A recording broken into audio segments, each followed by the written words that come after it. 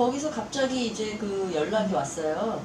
전시를 좀 학교별로 하고 싶다. 이거는 제 그 교수 경력 30년의 어떤 뭔가 이벤트를 하라는 얘기인가 보다. 그리고 그동안 하고 싶었던 저 선생님하고 전시도 하고 제자하고도 같이 전시하고 그렇게 해서 이렇게 좀 나이 차이가 많이 나는 윗세대, 아랫세대, 그리고 저 이렇게 해서 전시를 해보면 좋겠다. 그게 이제 제가 교직 생활을 하면서의 어떤 희망이 있었거든요. 희망이. 그 대화도 한번 해보자. 그런 게 저희 전시 취지예요, 선생님. 여기가 송유경이에요. 아, 네, 그리고 송유경. 또 여기는 박신철입니다. 박철. 네. 2018년에 졸업했다 그러고 2018년. 여기는 저는 13년에 10년 됐어요. 네. 와. 저는 1987년에 졸업했어요. 선생님 언제 졸업하셨어요? 13년에 졸업했어요. 입학은 56년에 했는데. 제가 태어나기도 전에 졸업하셨네요. 그치. 선생님. 말을 하지 마. 이 박신철 작가는 주로 평면 작업 많이 네. 하죠. 네. 근데 그래피티를 하니까 송유경 작가는 뭐 퍼포먼스도 하고 퍼포먼스도 하고 페인팅이랑 다원예술체를 두루두루 사용하고. 선생님은 어떤 작가? 내 마음 내키는 대로. 선생님은 조각가 강은여고로 알려져 있잖아요. 그러니까 근데 사실은 내가 마스터는 회화를 했지. 그림을 그렸지. 그 당시에 그 대학에서 뭐 배우신 게 있어요, 선생님? 이렇게 보들 오셔가지고 쓱 출석부 들고 쓱 한번 잘해봐. 뭐 그러고 뭘 배우는 거야 우리가. 그리고 근데 그때 내가 배운 거는 딱 그 말 한마디야. 정치가도 그렇고 조각가는 앞을 보면은 뒤를 상상할 수 있어야 된다. 살아가면서 그 말이 정말 그래. 우리가 앞만 보고 정말 많은 것을 우리가 상상할 수 있잖아. 조각가는 그게 보이거든. 대상만 보는 게 아니고 그치. 공간을 같이 보고 보고 그럼. 그 대상이 공간 안에 있는 시간에 대한 유추를 같이 해봐라. 그렇지. 네.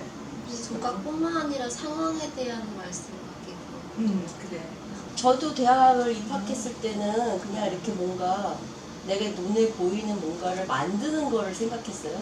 저도 그게 미술인 줄 알고 갔는데 이제 교수님들이 말씀하시는 걸 들어보면 또 하고 계시는 걸 보면 추상 조각을 많이 하고 계셨어요. 그 당시에. 그리고 80년대. 왜냐면 네. 이소미 교수 때만 해도 그렇지. 우리 때는 그렇지 않았어. 우리 때는 거의 구상조각이고 구상조각을 약간 변형시킨 거.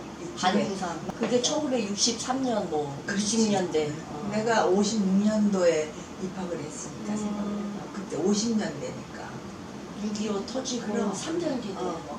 그래서 저는 하여튼 그 당시에 교수님들이 주로 추상 조각, 추상조각이 처음 이제 우리나라에 도입된 단색 시기였어. 회화, 뭐 이런 단색 회화 같은 거 전시가 많았어요. 유명하신 그치. 분들이. 단색회화는 네. 정말 그때 이제 태동이지. 처음 네. 시작이지. 아이고 우리나라에서 이제 그게 이제 한마디로 새롭게 이제 부각되는 그런 미술이었는데 제가 대학을 다닐 82년부터 86년도는 이제 그 광주 사태 이후에 또 전두환 정권 시절이어가지고 민중미술이 이제 막 그래. 있을 때였어요. 그러면 교수님들은 그 민중미술을 되게 하찮게 생각하시면서 저건 미술도 아니다 이렇게 좀 그런 뉘앙스로 우리한테 얘기를 하셨는데 저는 그 당시에 추상조각 그게 뭔 의미가 있어 그러면서 이제 민중미술 이제 사람들이 진짜 살아가고 힘든 이야기 그런 것들에 예술가들이 주목해야 된다. 그래서 민중미술에 굉장히 관심이 많았어요. 저는 그래서 졸업 후에도 이제 그 독일로 유학 가게 된 게 신표현주의가 있는 독일로 유학을 가겠다 해가지고 이제 간 거예요. 저는 그러니까 저의 시대에는 추상조각, 추상회화와 그 다음에 그 민중미술, 참여적인 민중미술이 이렇게 같이 있을 시대였어요. 그리고 전혀 자기 작품은 그렇지 않았죠. 네, 근데 독일에 이제 그 신표현주의적인 그런 어떤 그것이 끌려가지고 갔는데 가가지고 배운 건 오히려 추상에 대한 거였어요.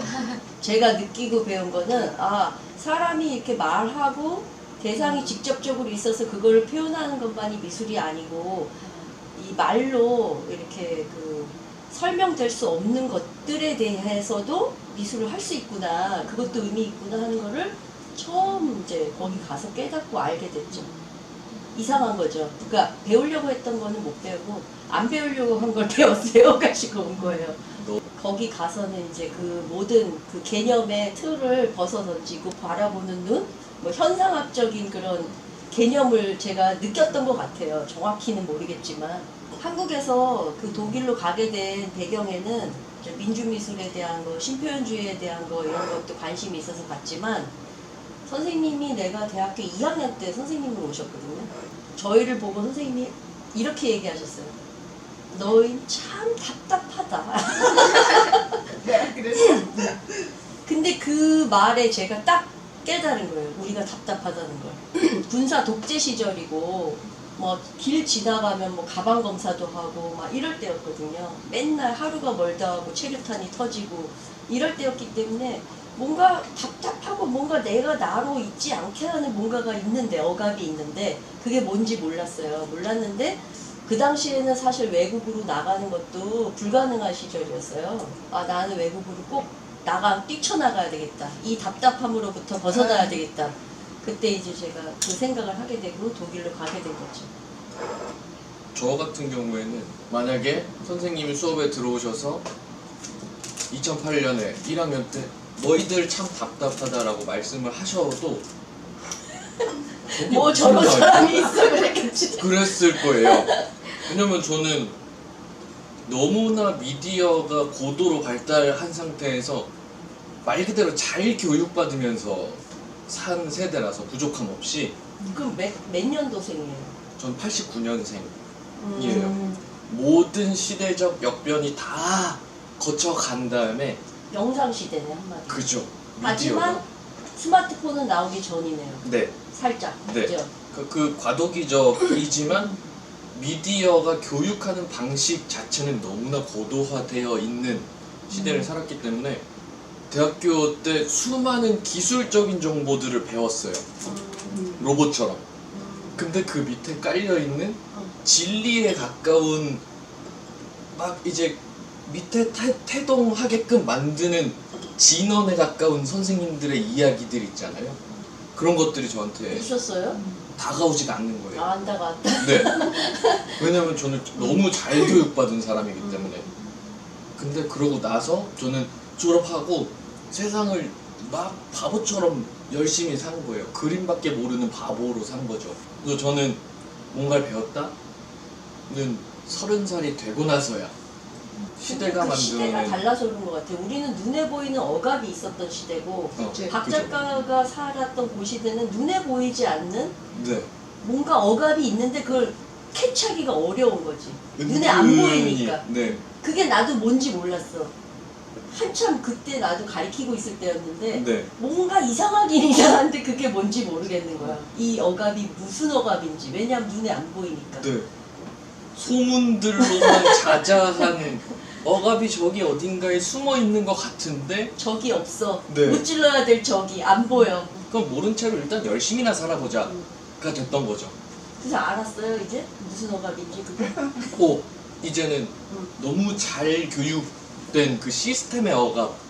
그래서 내가 여기서 할 수 있는 건 사람들이 쉽게 말하는 것, 쉽게 듣고 쉽게 취득하는 것들에 언제나 위험이 도사리고 있으니까 항상 다시 생각해보자 라는 질문을 던져주는 거가 내가 할 수 있는 일이겠구나. 내 그림으로 뭘 얘기해야 되나?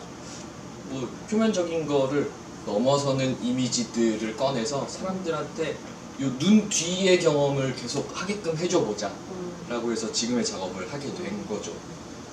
그러면 대학 다닐 때는 그 그런 당시에 생각도 없었어요. 분위기가 이게 내가 나도 모르게 미술은 이런 거다라는 생각을 갖게 되잖아요. 네, 다분히 디자인적으로 해석했던 것 같아요. 이거는 어떤 용도가 있어. 저는 그래피티를 했으니까 그래피티는 눈에 잘 띄기 위해서 이제 길거리에서 재치를 부려서 잘 보이게끔 재치를 부려서. 극한의 효율을 끌어올려서 좋은 이미지를 만들어내면 굉장히 거기에서 행복했겠네요. 재밌었죠. 송유경 작가는 당시에 이제 다원 예술 뭐 이런 것이 굉장히 막 한참 인일 때. 그럼 선생님은 언제든지 원하는 거를 할 수 있는 어떤 재력이 뒷받침이 돼서 그런가요? 아니지. 뭐 작품 하는데 돈이 많이 들어가는 작품도 있지만은 네, 돈 없이 할 수 있는 것도 있지. 그렇죠. 있긴 있는데 제한이 아무래도 있죠. 나는 미국에서 돈도 없고 데려 살 그런 여력도 안 되고 그래서 내가 흙을 가지고 시작한 게 부엌에서 조리대 위에다 놓고 그냥 조물조물 할 수 있는 게 가장 쉬운 게 흙이더라고. 근데 이제 그게 여러 가지 제약이 내가 하고 싶은 거를 마음대로 할 수 있는 스케일에 도전하기 힘들고 그 다음에 쉽게 망가지고 또 부어야 된다던가 그래서 내가 깨트리기도 하고 그런 게 그거를 커버하기 위해서 그러니까 이거를 테라코타를 크게 뭔가 스케일에 도전하고 싶은데 가마에 들어가는 사이즈는 제약이 돼 있고 요만밖에 안 돼. 그러니까 이걸 토막으로 내는 수밖에 없었던 거지. 뭐 그런 식으로 극복해 나갈 수 있었던 거지. 미국을 딱 가서 보니까 와 이건 우리나라 미술 교육이 도대체 뭐야 이거. 나 지금까지 뭘 배운 거야. 아트 스튜던트 리그라는 데 들어갔으니까 3개월 작정하고 여행 비자 가지고 갔거든. 갔는데 3개월이면 금방 가잖아. 돌아오고 싶지 않은 거야. 근데 서울에 아이들은 둘이나 놔두고 애들은 이제 걱정이 되고 이제 막 그런 막 굉장히 갈등이 심하고 막 그럴 때 이제 내가 고민을 했더니 나 한국 돌아가고 싶잖아. 여기서 살고 싶다 내가 그랬더니 걔가 뭐라 그런가. 너 그럼 여기서 결정을 해야 돼. 너 작가가 될래 교수가 될래 그러는 거야. 작가가 되려면은 학교 들어가지 말고 그냥 작업해. 그리고 네가 지금 학교에 들어가면 너는 교수가 되는 수밖에 없을 거다. 그러니까 작가의 길을 가겠냐? 그래서 나야 작가가 되고 싶지.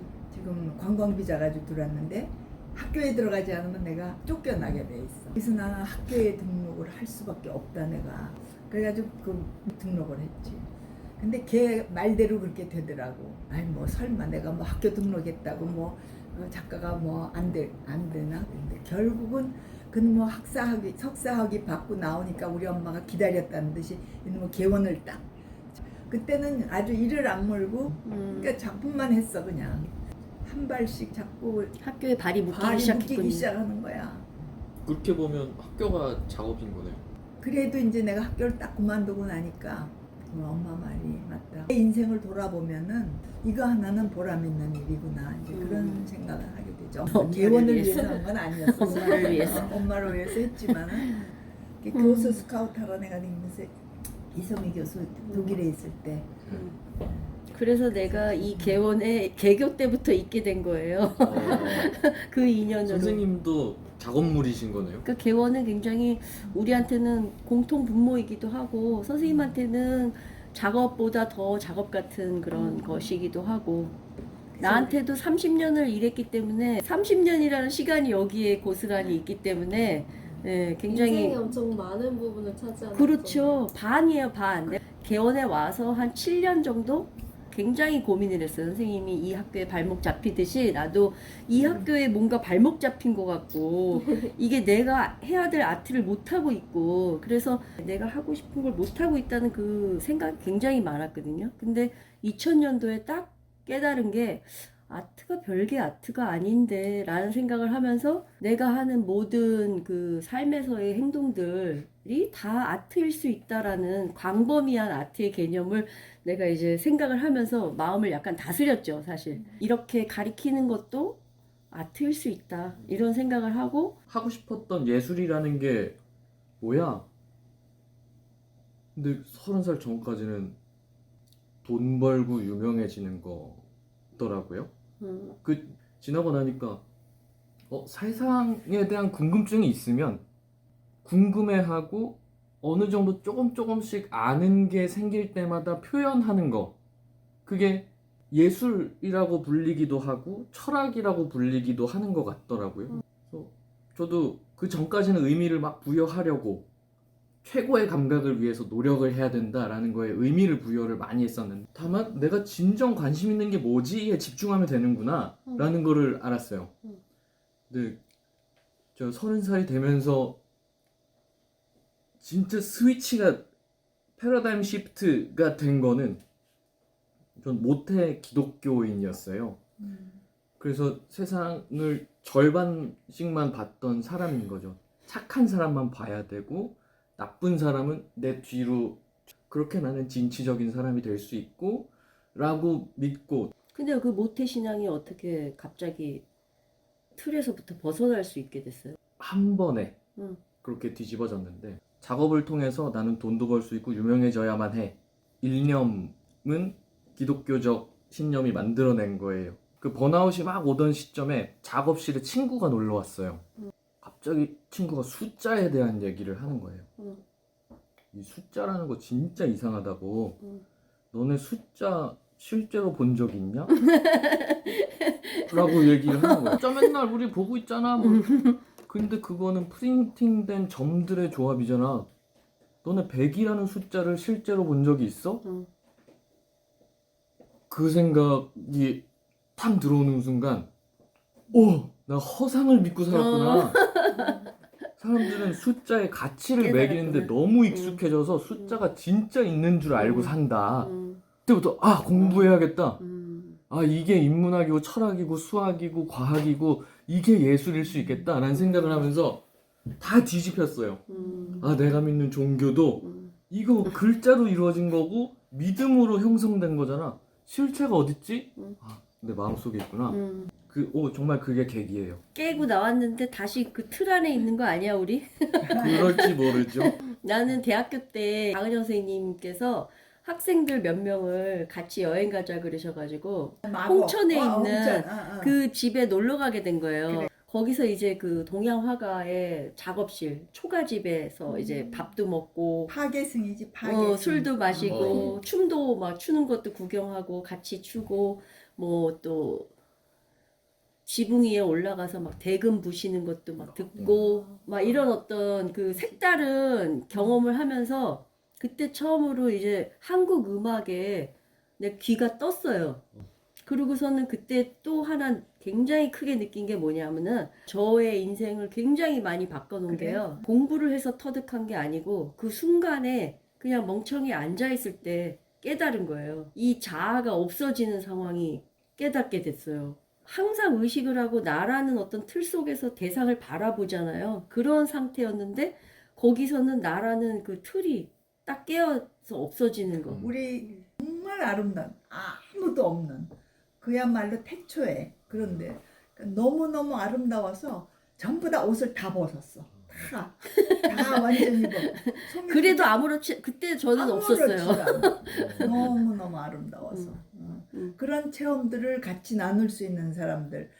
그래서 나도 모르게 메디테이션이라는 게 뭔지를 알게 됐고, 그러니까 자아에서 벗어난 대아라는 것이 있다는 것도 알게 됐고, 그 대아라는 것을 통해서 내가 이 나라는 둘레 에서 벗어날 수 있구나라는 걸 내가 깨달았어요. 근데 그러니까 그때부터 이제 나는 자유라는 거에 대해서 되게 많이 생각하게 됐어요. 근데 그 자유로움이 그래도 내가 이제 생명을 가지고 있는 상태에서의 자유로움인데, 그러면 죽음이라는 거는 더 자유로울 수 있는 거일 수도 있겠다. 의식이라는 것이 나한테는 지금 굉장히 중요한 어떤 끈이지만 그게 아무것도 아닐 수도 있겠다라는 생각을 이제 하게 되는 거죠. 완전히 자유로워진다는 거는 결국은 내세가 없다는 그런 뜻도 되거든요. 요즘은 이제 직접 물질을 다루고 만들어내는 그런 작업을 안 해요, 이제는. 그래서 가상현실 속에서의 어떤 작업을 지금 하고 있고, 물론 이걸 써야 돼요. 그거를 그래요? 보려면. 그러니까 그런 거추장스러움이 아직은 있지만 어쨌든 실제하는 물질을 다루진 않는다. 하나님이 지금 아픈 다 안고 지금 아침 저녁 밥 먹이느라고 지금 강아지들. 강아지가 아니라 개들. 다? 미치겠어. 닭으로 넘어갔나요? 아니 하루 아침에 장애가 왔어. 너무 불쌍하잖아. 근데 그 몇 살이에요 지금 그 닭? 7살이야. 걔가 꽤 우리 됐- 집에서 꽤 됐- 부화돼서 난 아이야. 네. 나는 이제 천수를 다 할 때까지 기르려고. 천수. 근데 얘가 문제는 밥을 못 먹어. 닭이 수명이 네. 30살이 넘어. 이거 안고 얘를 이제 주사기로 먹이는 거야 이거. 요만한 숟가락으로 이게 사료 이렇게 떠서 있는데 삼키질 못해. 1시간을 앉아서 땀을 뻘뻘 흘리면서 선풍기 켜놓고 그거 먹이는 거야. 그걸 아침 저녁으로. 우리가 9마리 있었는데 개들이 다 물어주고 4마리 남았어 지금. 지속하면서도 언제나 후회한 적은 절대 없었고 그러니까 미술을 하고 있는 거에 되게 감사하고 뭐 그런 마음이 있었었는데 그때 되게 약간 아버지가 아프시니까. 네, 아프시고 이런 일이 있으니까 내가 뭔가 정말 회사에 가서 계속 꼬박꼬박 따박따박 받는 그런 돈을 받지 않고 있는 상황이라던가 죄책감이 드는 게 작업을 하지 않고 있어서 죄책감이 들고 맞아. 작업을 하면 또 하는 게 죄책감이 드는 거예요. 맞아. 선생님이 조금 그냥 삶에 있는 그런 거를 예술로 침투하는 그런 거를 항상 말씀을 하시는데 그때 그게 되게 와닿았었는데 편찮으셨고 이래가지고 그런 몸들을 보고 있으니까 그냥 손가락이 움직이고 있는 그런 거를 계속 보고 있고 지금 가면 몇 시고 내가 어디 가고 있는지 좀 그런 시간 감각이 조금 없는 느낌이었었는데 그걸로도 작업이 연결이 되는 지점이 생긴다던가 아니면은 그냥 제가 뭔가를 하고 있는 삶에서 그냥 배우는 것들이나 그냥 내가 이걸 해야지 하고 이거를 완성해야지가 아니라 그냥 얘기를 하고 있는 그런 것들을 엄청 가볍게도 작업을 할 수 있겠구나 그런 생각을 좀 최근에 좀 와닿게 돼가지고 그러면서 되게 거창하게 커다란 잘 만들어진 작업을 해야지 이런 생각보다는 맨날 다이어리를 매일 쓰거든요. 그래서 친구들이 그런 거 되게 보면서 난 다이어리로 작업하면 되겠다. 그러니까 이런 얘기 되게 많이 했는데 이게 무슨 작업이야 라는 생각을 되게 많이 했었어요. 그래서 그냥 거창한 걸 막 새로 하는 게 아니라 내가 그냥 하고 있는 것들을 모아서 잘 정리를 하면은 작업이 잘 될 수 있겠구나 이런 생각이 든 것 같아요. 최근에. 그냥 지금 뭔가 하고 있는 뭔가 상황이 주어졌을 때 그냥 이 순간을 잘 하면은 그게 작업으로 너무 어렵게 생각하지 말고 그래야겠다 약간 이런 생각을 조금 했어요. 뭐 제가 평소에 사진도 되게 많이 찍어가지고 옛날 조영관 사진도 있어요 저한테. 그런 걸 되게 좋은 많이 기록물이 되는데. 그래가지고 그런 것도 언젠가 잘 정리해봐야겠다 이런 생각도 들고. 그래서 오늘 얘기를 이렇게 하고 들어보니까 별로 크게 세대 차이를 못 느끼겠네요. 선생님의 얘기를 제가 들으면서 제일 궁금했던 거는 68년도의 미국과 한국의 차이 같은 것도 어떻게 느끼셨을까 이런 것도 너무 궁금하고 그리고 이제 선생님이 지내셨던 80년대 후반에서 90년대로 넘어오는 그때 시기 이 스위치가 되면서 어떤 그 감으로 오잖아요 사회적 분위기가 그런 게 어땠을까 그리고 지금은 이제 초전도체가 발견이 됐다 마다 막 이런 얘기를 하고 있잖아요 요걸 지나는 이 순간을 그럼 나는 어떻게 받아들여야 될까 우리도 같이 받아들이고 있어요, 근데. 그러니까 나도 매우 심각합니다. 68년도가 어땠는지 전 너무 궁금해요 72년도에 미국 갔어. 72년도에 미국 가는데 그때 이제 너무 그 문화 충격이지. 그러니까 자유라는 거 있죠. 뭔지 그 분위기에서. 네. 그때 우리 때는 정치적으로나 사회적으로 너무 제약이 많았거든. 나 돌아와가지고 전시 개인전 하는 날 11.6 사건이 왔어. 그래가지고 전시 딱 그 오픈 그 전날은 손님들이 많이 왔대. 이제 전시 딱 오픈하고 그 다음에 손님이 아무도 없는 거야. 거리에 아무도 개미 새끼 한 마리 안 나죠. 근데 내가 미국 가서 이제 그 느꼈던 거는 너무 그 자유롭다는 거에 대해서. 그러니까 내가 그 자유를 감당할 자신이 없어. 이게 자유라는 게 너무 무서운 거야. 저는 독일에 갔을 때 가기만 하면 자유로울 줄 알았어요. 내가 87년 6월 항쟁이라고 하나? 그 그 민주항쟁이 있을 그치. 때 광화문 그때 못 나가고 내가 집에 붙잡혀 있었어요. 나가지 말라 그래서 너 지금 유학 간다는 사람이 거기 가가지고 잡혀가면 어떡하려고 나가냐. 근데 그 당시에 제가 매일 뉴스를 보면서 이 사회가 왜 이렇게 되고 있지 막 이런 그 고민을 할 때였는데 나를 나로 있지 않게 하는 이 장소를 떠나면 자연스럽게 자유가 주어지겠지? 라는 어떤 꿈을 갖고 독일을 갔는데 독일에 갔을 때 내가 느낀 거는 자유는 그냥 그 환경이 바뀐다고 해서 주어지는 게 아니구나. 네. 자유는 스스로 어떤 투쟁을 해서 아니면 혁명적인 생각으로 얻어야 되는 거구나라는 걸 저는 그때 느꼈거든요. 근데 자유가 막상 앞에 내가 던져지니까 감당을 못하겠어. 그래도 시간이 해결해 주지 않았나요? 그렇지. 그러니까 많이 오래 걸리지. 근데 지금은 너무 수평적이지 않아요? 요즘 그런 게 그래서 있어요. 뭐 이제 전수해주고 뭔가 이게 가치롭다라고 얘기를 할 수가 없는 거야.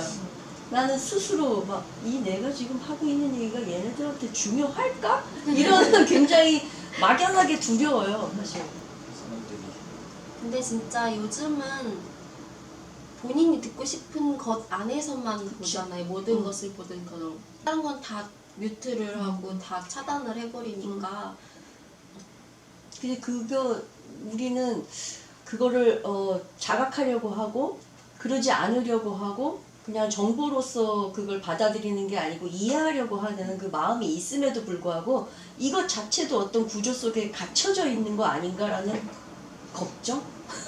약간 그냥 의심? 네. 이런 게 드는 거야. 그래서 학생들한테 뭐 이래야 된다 뭐 이런 말을 못 하겠어요 요즘. 그냥 나의 고유의 것이라는 게 있을 수 있나? 이런 생각하게 되고 내가 이게 옳다고 생각하는 이 가치들이 과연 저 사람에게도 옳을까? 그러니까 가르칠 수가 없는 거예요 선생님. 그러니까 예술이라는 게 가리킨다는 말 자체가 말이 안 돼. 맞아요. 네. 어떤 장을 마련해 주는 거? 맞아요. 네. 그러면 거기에서 끝나면 교육기관으로서의 의무를 다하지 않는 것 같은 생각이 드는 거죠. 그냥 장만 마련해주면 되는 건가? 뭔가 내가 생각했을 때 옳지 않은 거가 있으면 그쪽 아니야 이렇게 해줘야 되는 거 아닌가? 옳은 가치가 딱 있지 않다는 그 느낌이 2000년대 이후로 강하게 들었어요. 궁금한 게 수업을 하다가 어떤 학생이 작업을 했는데 이 작업이 너무 비도덕적이거나 조금 문제가 있을 것 같다라는 생각이 들 때 어떻게 하세요? 그런 적이 없는데. 아 그래요? 네. 충격 받으셨겠다. 저는 웬만한 거에 충격을 못 받아요 요즘. 요즘은 미술판을 모르겠어. 너무 정치적인 것 같고 그야말로 유명 작가가 되기 위해서는 가시밭길이지. 그래서는 작가가 되려면 돈도 많아야 되니까 너무너무 작품들이 여러 어떻게 가지 됐든 그 작업하는 시간은 행복하지 않아. 그지? 사실 요즘은 행복하지도 않아요 선생님 저는. 그래? 스트레스예요. 딴 생각을 하니까 스트레스지. 그냥 작업 그 자체만으로는 행복하지. 안 그래? 안 그렇더라고요. 스트레스 받지 마. 별거 아닌데 스트레스 안 받아. 이제는 안 받기로 했어. 이제는 그걸 뛰어넘으셨군요. 뛰어넘은 거지. 그러니까 많은 걸 무시해버리지. 맨날 잊어버리지. 어떤 걸 무시하세요? 보통? 내가 하기 싫은 거. 우리 엄마가 매일같이 일기를 이렇게 쓰셨어. 그 일기장이 수십 번이야. 그런데 이제 그보다도 또 탁상 카렌다 있지. 네. 그게 빽빽해. 그러니까 그것만 봐도 우리 엄마의 그 하루 일과. 어머님이 전숙희 수필가님이셨어요. 그러니까 수필 쓰시는 분이셨기 때문에 글을 항상 쓰셨을 거예요. 그래서 그걸 보면은 거기에 간단하게 메모. 그냥 간단하게 한 줄 한 것이 길게 일기 쓸 필요도 없더라고. 근데 나도 모르게 나도 이제 그 메모를 해놓거든. 아주 중요한 것만. 하루가 그게 쓸데없는. 다른 동물들을 케어하느라고 바쁘신 거잖아요. 그렇지, 네. 그렇지. 뭐 길고양이 밥도 줘야 되고, 뭐 동네 개들 밥 줘야 되고. 그 빽빽하게 그런 것들로 다 차 있는 거야. 내 카렌다는 너무 웃기는 거지. 여기까지 할까요? 네. 많이 힘드셨어요? 힘들면 뭐 힘들어. 힘들지 않으셨죠? 재밌지. 이거 테를 아마 한 2, 3천 원밖에 안 줬을 네. 거예요. 그렇게 싸요? 벨리 그쪽. 요거 한번 올려볼래요?